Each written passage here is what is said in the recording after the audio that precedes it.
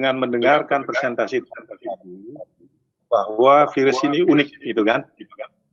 Sehingga tidak seorang pun, tidak satu pun ahli bisa mengklaim dirinya paling tahu soal virus novel ini. Tetapi dengan cara penyebarannya, cara penularannya seperti sekarang ini, di mana sudah dinyatakan sebagai pandemi, saya akan melihat dari sisi epidemiologis. Nah, kalau kita bicara epidemiologi, itu adalah pendekatan epidemiologi sama dengan pendekatan risiko. Ya. Jadi yang pertama, kita harus melakukan risk assessment, seberapa besarkah risiko di masyarakat dengan variabel-variabel yang bisa kita ungkapkan sebagai faktor risiko. Kemudian risk mapping, kita harus petakan di mana sih risiko itu tinggi. Kemudian tentu yang terakhir adalah risk management. Nah, sekarang peran laboratorium yang dipresentasikan tadi, tentu kita sangat tergantung dalam melaksanakan surveillance epidemiologi untuk menemukan sedini mungkin. Kalau kita merujuk kepada pendekatan risiko tadi, nah tentu kita memerlukan diagnosa secepat-cepatnya untuk melakukan tindakan, ya, untuk mengurangi risiko. Nah, kalau kita bicara risiko, rumusnya yang universal, R sama dengan H kali V dibagi C. R-nya singkatan dari risk, berlaku juga untuk bencana, ya. Bencana itu dua macam, bencana alam dan bencana non-alam. Kalau kita bicara wabah, ini adalah bencana non-alam. Jadi R sama dengan H kali V dibagi C. Ya. H-nya adalah hazard. Nah, untuk kita bicara soal COVID ini, penyakit COVID-19 dengan SARS-CoV sekian itu ya, yang kita sebut sebagai virus novel yang sifat-sifatnya dan sebagainya, semuanya masih sedang kita pelajari.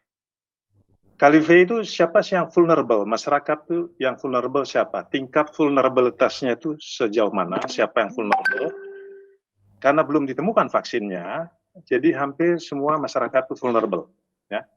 Jadi R sama dengan H, hazard, kali V, terekspos dengan mereka yang vulnerable, dibagi C. Jadi Pak Siswanto sebagai pejabat yang hadir pada kesempatan ini, kita harus memperkuat C kita nih, kapasiti kita. Capacity to prevent secepat-cepatnya, karena ini sangat cepat, ya.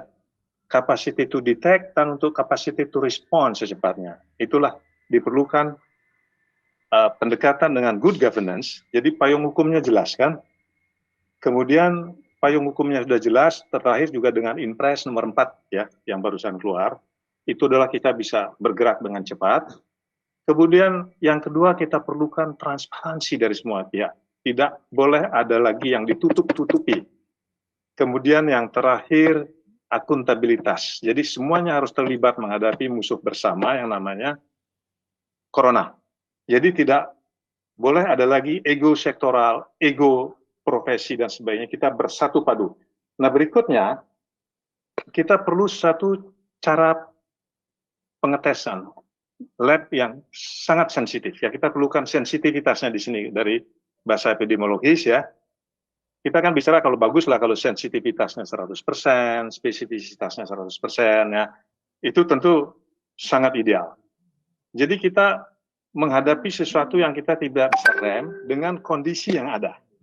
Jadi apa yang bisa kita lakukan minimal, optimal dan maksimal. Tentunya bagus kalau maksimal. Kita bicara dengan dukungan logistik, dengan dukungan dan sebagainya. Kalau kita bicara pendekatan sistem, nah tentu sistem itu komponennya ada software-nya, ada hardware-nya, ada brainware-nya, ya.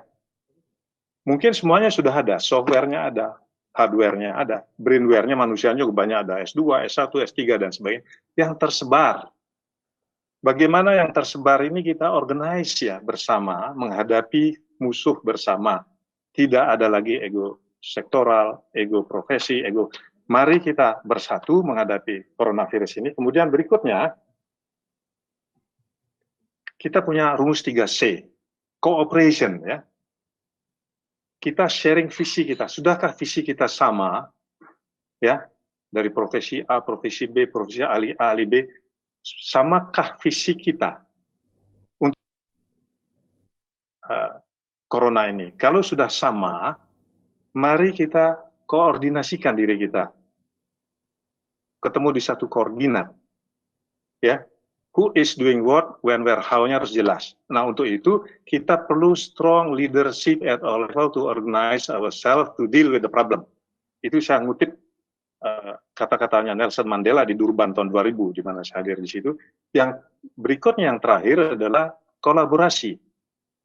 Kolaborasi, jadi siapa punya apa dan sebagainya dikerahkan untuk menghadapi musuh bersama di bawah satu kepemimpinan yang kuat dari pusat sampai ke ujung tombak.